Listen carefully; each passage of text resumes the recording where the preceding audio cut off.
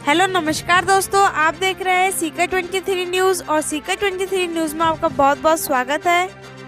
सीकर की ताज़ा तरीन खबर देखने के लिए हमारे यूट्यूब चैनल सीकर 23 को सब्सक्राइब करें और सोशल मीडिया फेसबुक, इंस्टाग्राम और ट्विटर पर फॉलो करें। धन्यवाद। नमस्कार दोस्तों, स्वागत है आप सभी का सीकर 23 न्यूज़ में। जैसे कि आप सभी को पता है, सीकर 23 न्यूज़ ने एक सर्वे मुहिम छेड़ी की, सीकर के 65 वार्ड 65 सर्वे। उसी सर्वे मुहिम के तहत आज हम पहुंचे हैं वार्ड नंबर 17 से निर्दलीय पार्षद आबिद हसन जाटू के पास में, जिन्होंने वार्ड नंबर 17 से निर्दलीय चुनाव जीता था और एक पार्टी के कद्दावर नेता को हराने के बाद उन्होंने जीत हासिल की थी। वार्ड के जो लोग हैं वार्ड के लोगों ने आबिद हसन जाटू को निर्दलीय प्रत्याशी होने के बावजूद चुना था और चुनने के बाद में नगर परिषद तक भेजा था।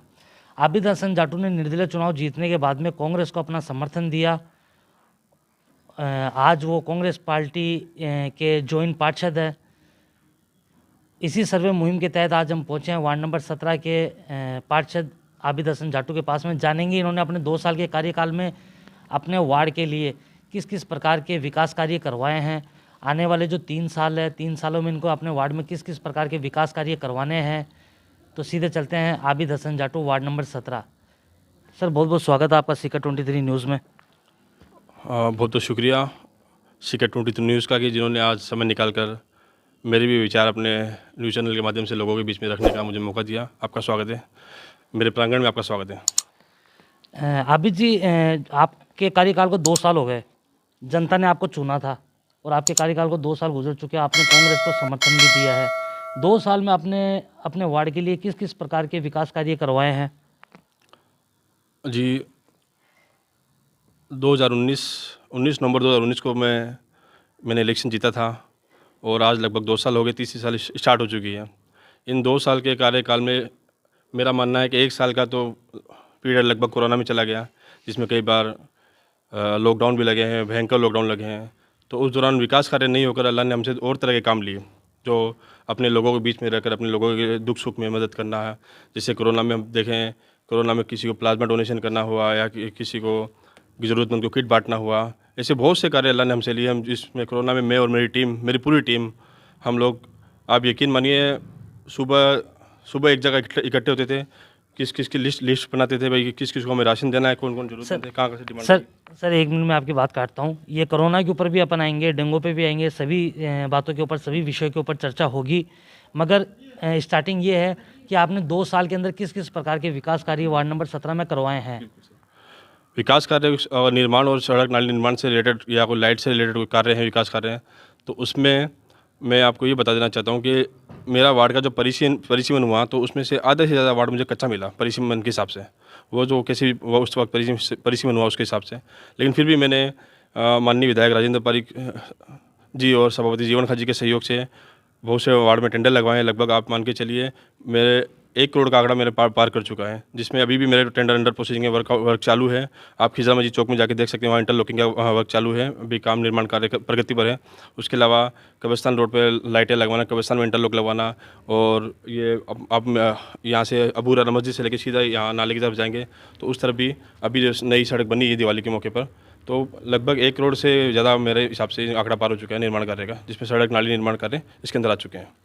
अभी जी, आप बता रहे हैं कि ये जो आपको जब नवंबर 2019 में जब वार्ड मिला, तो वो यानी सही स्थिति में नहीं था। तो आपके पहले इस वार्ड नंबर 17 का पार्षद कौन था? भाई, मेरे से पहले इसमें वार्ड नंबर 17 में पहले तो वही वार्ड नंबर 13 था और आधा हिस्सा वार्ड नंबर 1 में था। फिर परिसीमन के हिसाब से वार्ड नंबर 17 हो गया। तो पहले आप अब देखा जाए तो शेख तफल के हिसाब से हमारे बड़े भाई शाकिर बाती जी इस वार्ड के पार्षद थे, वो उन्होंने 10 साल यहाँ की नुमाइंदगी की है इन्होंने।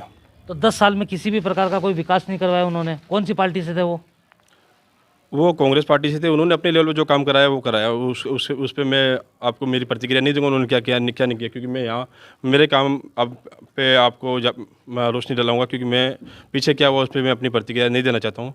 और जो भी है, उन्होंने अपने वक्त जो काम किया वो कि आज अल्लाह ने मुझे मौका दिया, तो मैं अपनी ये मान ली अपनी ताकत के हिसाब से या अपनी मेहनत के हिसाब से जो काम कर रहा हूँ, जनता के लिए खड़ा हूँ।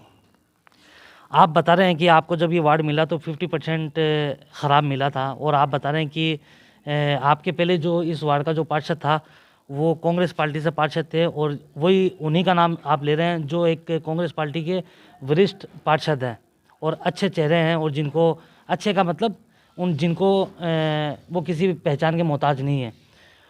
उन्होंने अपने वार्ड में किसी भी प्रकार का 10 साल में कोई विकास कार्य नहीं करवाया। यानी आप जो हैं वो आप शुरू से इस वार्ड के स्थानीय निवासी है, तो पार्षद आप 2 साल में बने हैं, पीछे के जो उन्होंने 10 साल जो उन्होंने गुजारे हैं उसके अंदर उनका विकास कार्य किस प्रकार का था? भाई उन्होंने विकास कार्य कराया तो उन्हें बताएंगे, मैं उसको कैसे बता सकूँगा उन्होंने क्या काम कराया है। आप तो उनसे जाके पूछिए, आप तो मेरे से मेरा पूछिए भाई आपने क्या काम कराया।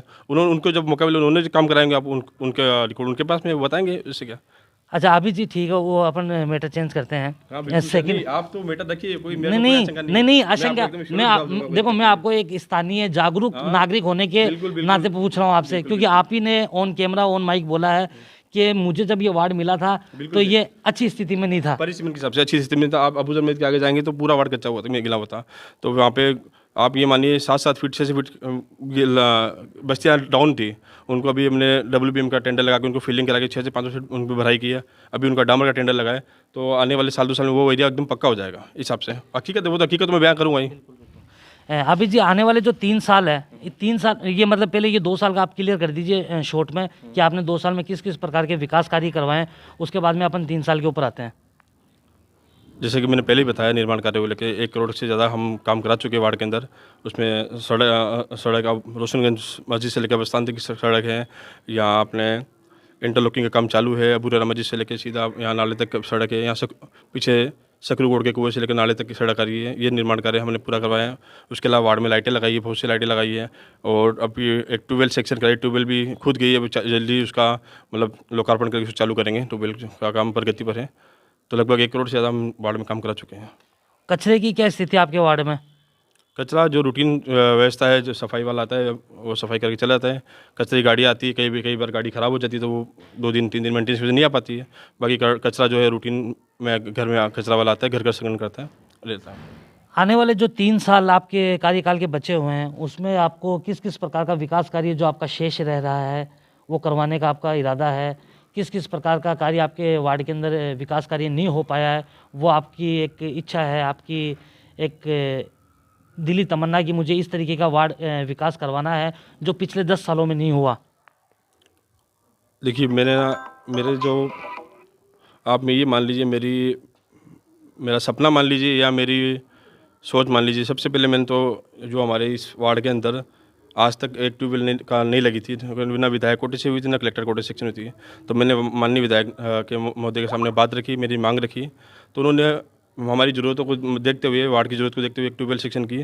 तो एक तो मेरा ये था कि मुझे वार्ड में ट्यूबवेल लगानी है। सड़क निर्माण कार्य तो कराऊंगा, सड़क निर्माण तो कराना ही, उसके साथ में जो कार्य आज तक वार्ड में नहीं वो भी अपने को अंजाम देने हैं। सबसे पहला मेरा तो कार्य ये था कि मैं वार्ड के अंदर ट्यूबवेल लगाऊँ, वो मेरा काम हो गया है। अब 3 साल के अंदर मेरा ये सपना है कि मेरे वार्ड में एक मोहल्ला क्लिनिक हो, जो डिस्पेंसरी, सरकारी डिस्पेंसरी होती है, जैसे कि हमारे यहाँ से औरतों को या सालार स्टैंड या दोनों में डिस्पेंसरी जाना रहता है किसी टीके के लिए या दवा या प्राथमिक उपचार के लिए, लेकिन मैं उनको ये व्यवस्था अपने वार्ड में देना चाहता हूँ। ये मेरा सपना है, इसमें मेरा काम चालू है और हम अल्हम्दुलिल्लाह इसमें कोशिश में लगे हुए हैं कि आने वाले 3 साल में मेरा यही टारगेट है कि मैं वार्ड में कैसे न कैसे करके मोहल्ला क्लिनिक चालू करूँ।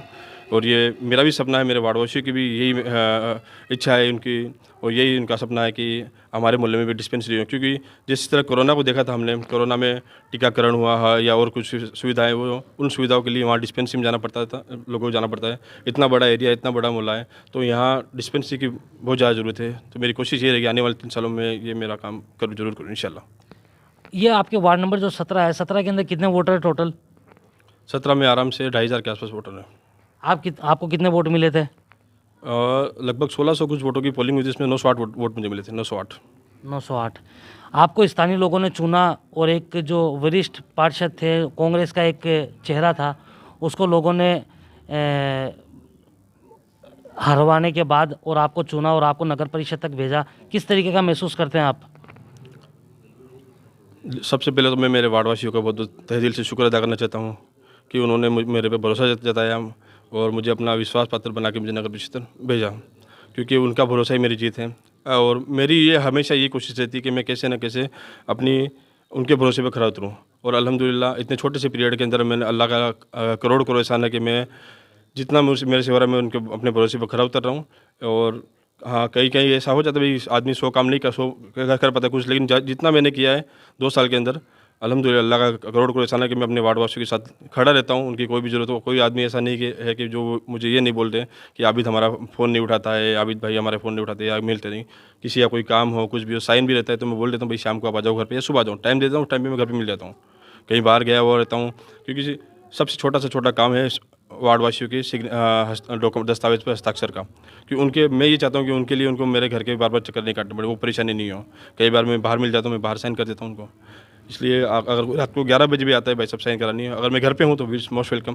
क्योंकि मुझे जिस महत्वाकांक्षा से, जिस उम्मीदों से लोगों ने चुना है, अगर मैं उस पर खरा नहीं उतरूँ तो शायद मुझे कल को अल्लाह को जवाब देना पड़ जाए कि भाई हमने लोगों के साथ विश्वासघात किया है।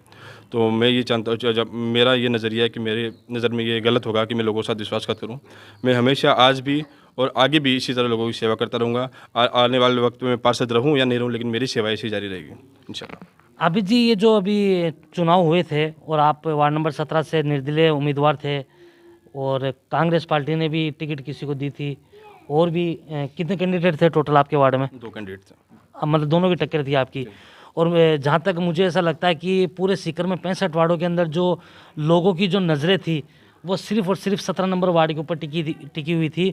और 17 नंबर वार्ड जो था वो एक वीवीआईपी कैटेगरी के अंदर था, क्योंकि एक मतलब बिना किसी प्रचार के, बिना किसी सपोर्ट के जीतने वाला कांग्रेस का कैंडिडेट था, एक आप थे। किस तरीके की चुनौती थी आपके सामने? समझा नहीं, आप क्वेश्चन रिपीट कीजिए आप। मतलब आपने जो चुनाव लड़ा है, जिस व्यक्ति के सामने आपने चुनाव लड़ा है, वो व्यक्ति एक कांग्रेस का मशहूर चेहरा है। ठीक है। और इस तरीके से कहें तो शायद गलत नहीं होगा कि वो निर्विरोध भी जीत सकते थे, क्योंकि उन्होंने 10 साल, जो आप बता रहे हैं आपके कहने के अनुसार 10 साल उन्होंने वार्ड के अंदर उन्होंने पार्षद का चुनाव 2 बार लड़ा था और 10 साल वो पार्षद प्रति रहे हैं यहाँ के। उनके सामने आपको चुनाव लड़ना किस तरीके की चुनौती थी? यानी मतलब दिल के अंदर किसी चीज़ की कुछ घबराहट थी या किसी चीज़ का कुछ संघर्ष था? इस तरीके की किस चीज़ की आपके पास में चुनौती थी कि मैं इतने बड़े कैंडिडेट के सामने, कांग्रेस के वरिष्ठ नेता के सामने मैं चुनाव लड़ रहा हूँ तो क्या होगा? इस तरीके का कुछ खौफ था आपके दिल में? नहीं जी, बिल्कुल खौफ नहीं था। मेरा तो मेरे अल्लाह पे भरोसा था कि बस शुरू दिन से मैं कॉन्फिडेंस था कि मैं चुनाव जीतूंगा। पहले दिन से मैं कभी भी कहीं भी ऐसा निराश मेरे को महसूस नहीं हुआ कि मैं चुनाव हार जाऊंगा। मेरे साथियों ने, मेरे दोस्तों ने, मेरे बुजुर्गों ने मेरे लिए बहुत किया है, वार्ड के वासियों ने, और एकदम आखिरी वक्त तक मेरे साथ डटे रहे। उनका भरोसा ही मेरी जीत थी, उनका भरोसा मेरा भरोसा, वार्ड वासियों की हिम्मत मेरी हिम्मत थी। तो मैं कहीं भी ऐसा डिसअपॉइंटेड नहीं हुआ कि भाई मैं लड़ूंगा नहीं करूँगा। हाँ, शाकिर भाई पिछले 25-30 सालों से वो चुनाव में राजनीति के अंदर हैं और लड़ रहे हैं, उनका काफ़ी एक्सपीरियंस है। हाँ, तो ये बाकी लोगों को लगता होगा कि यार ये कैसे करेंगे, कैसे निकलेंगे, लेकिन मुझे अल्हम्दुलिल्लाह कहीं ऐसा नहीं लगा कि भाई अपना कुछ इलेक्शन लड़ना है, लोगों का समर्थन है अपने पास में, और अल्लाह की जात से उम्मीद है। तो अल्लाह ने हमारी उम्मीद पर, हम अपने उम्मीद पर खरा रहे, अल्लाह से दुआ की, अल्लाह ने कामयाब किया। अभी जी क्या आपके दिल और दिमाग में पहले से ही ये क्वेश्चन था कि मैं चुनाव जीतने के बाद मैं कांग्रेस ज्वाइन करूँगा? जी बिल्कुल, मैं कांग्रेस शुरू से, हम कांग्रेसी विचारधारा से हैं, तो कांग्रेस में जाना था, इसमें कोई दो राय नहीं है। नगर परिषद से, विधायक जी से या फिर सभापति जी से क्या सपोर्ट मिलता है आपको, क्या सहयोग मिलता है वार्ड के विकास के कार्य प्रति? सबसे पहली बात मैं करता हूँ माननीय विधायक राजेंद्र पारी जी की। मेरे 2 साल के करियर में मैं उनके पास में जितनी भी बार कोई काम लेके गया हूँ, उन्होंने बड़ी सूझबूझ से मेरी बात को अपने समझा, और मेरे एक भी काम ऐसा नहीं कि वो नहीं हुआ है।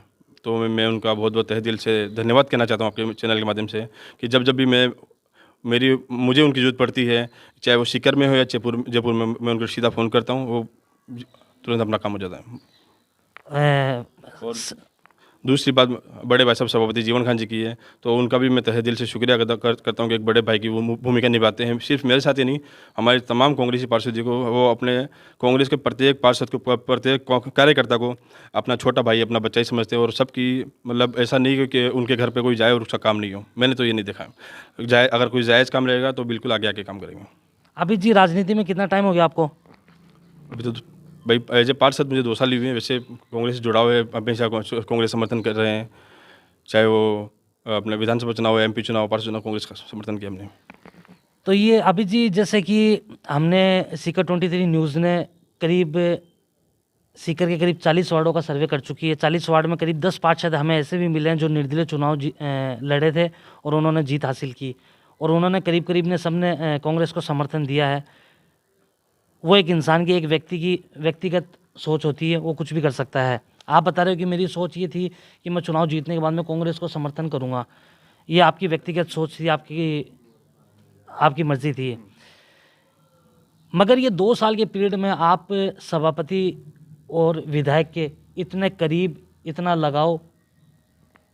भाई चेयरमैन जी और विधायक जी को कौन नहीं जानता, मैं तो उनको बहुत पहले से जानता हूँ। अच्छा आदमी होगा उसके, तो उसके प्रति लोगों को लगाव होगा ही, चाहे वो कोई भी हो। आप लोगों का व्यक्तिगत नेचर और उनका व्यवहार लोगों के लिए लोगों के बीच में जैसे मशहूर होने का एक बड़ा कारण है। तो वो जिस हिसाब से मैं वैसे पार्षद हूँ, वैसे कांग्रेस पार्टी का नुमाइंदा होने के नाते में मेरे जो काम है वो करते हैं।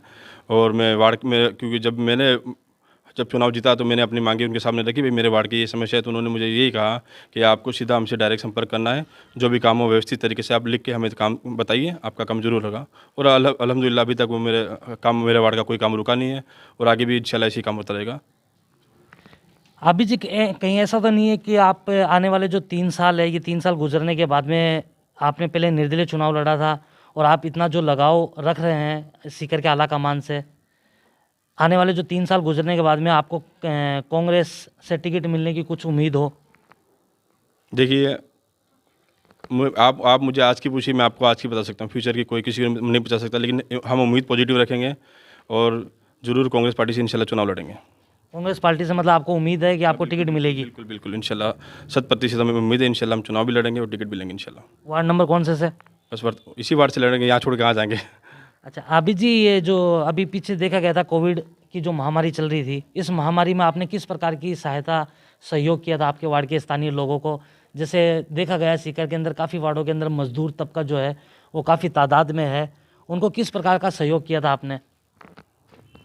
देखो, वैसे तो कोविड के बारे में मैं बात नहीं करूँ तो ही ठीक है, क्योंकि इतना भयानक समय था और इतना दुख भरा समय था कि उसके बाद में चर्चा करते हुए डर लगता है।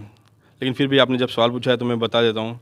जब कोविड की पहली फेज आई थी तब सीकर में उसका इतना मतलब भयानक नहीं थी, वो एक असिम्टोमेटिक कोरोना था, लेकिन उस वक्त लोगों की ज़रूरत थी। लोगों को लॉकडाउन लग चुका था, राशन लोगों की आय के साधन सब बंद हो चुके थे, लोग सब घर पे थे। तो जो ज़रूरतमंद लोग थे उनके लिए हम उनको लिस्टेड करते थे, पूरा बाकायदा हमारी पूरी टीम बैठ के लिस्टेड करती थी, ये लोग ज़रूरतमंद थे।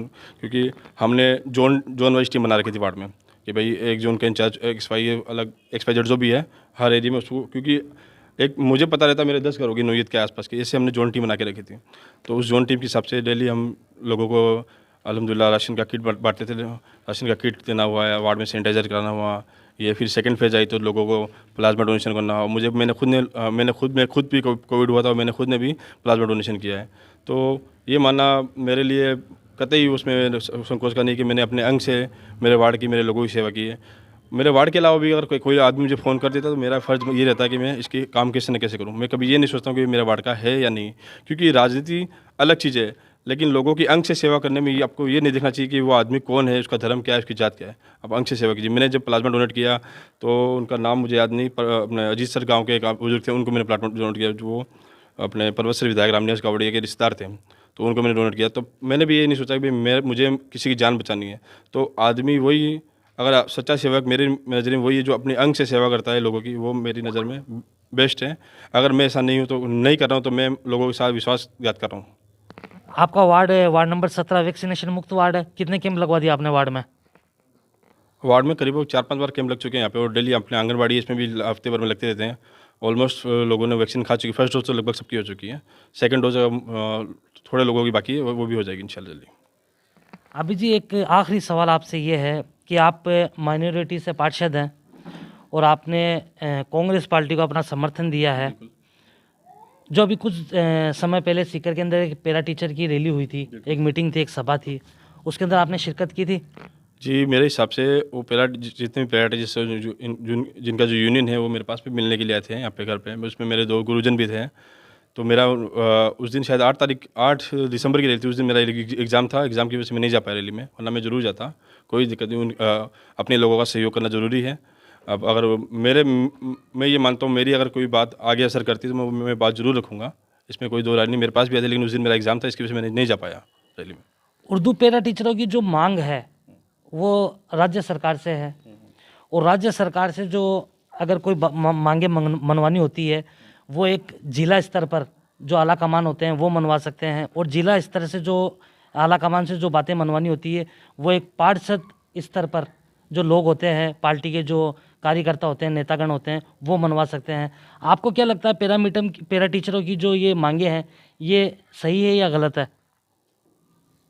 देखिए, पैरा टीचर की जो मांगे हैं वो उनके नज़रिए में मैं उसमें मेरा नज़रिया तो नहीं रखना चाहूँगा, क्योंकि मैं गलत हूँ, या लेकिन वो जो मांग कर रहे हैं उनकी मांगे उनके हक के हिसाब से हैं। तो उसकी बात हम जब भी चेयरमैन जी के पास बैठते तब उनसे भी करते हैं, विधायक जी के पास भी हमने कई बार उनसे डिस्कशन किया है, क्योंकि ये आला कमान का डिसीजन है। और अभी इमरान प्रतापगढ़ी भी आए हुए थे जयपुर, तब भी उन्होंने अशोक गहलोत से बात की थी, अपने सीएम साहब से बात की थी तब भी।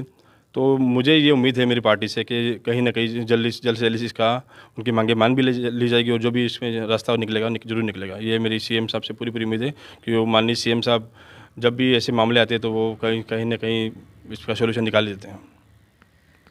उर्दू पैरा टीचर जिस तरीके से मांगे कर रहे हैं राजस्थान सरकार से, राजस्थान के अंदर कांग्रेस की सरकार है, आप एक युवा कांग्रेस के नेता हैं, सीकर के अंदर हर तरफ कांग्रेस है, क्या उर्दू पैरा टीचर की मांगों को मानना चाहिए या नहीं चाहिए?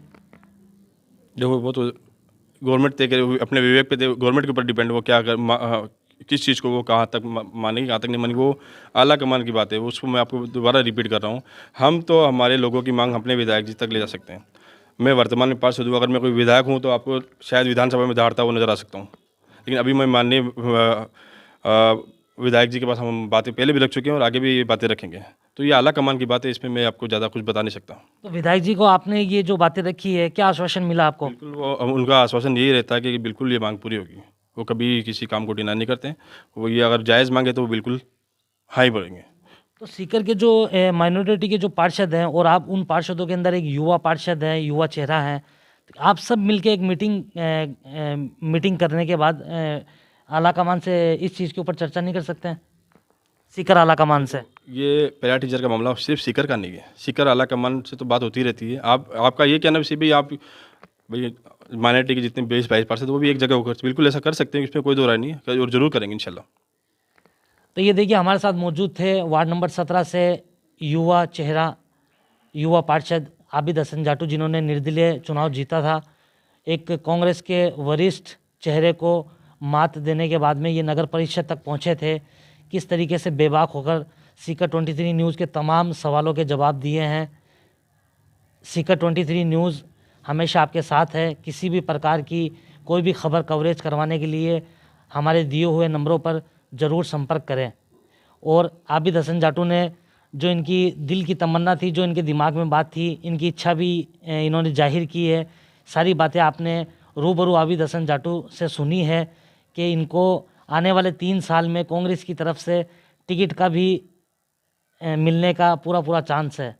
देखते रहिए सीकर 23 न्यूज़। जय हिंद, जय भारत।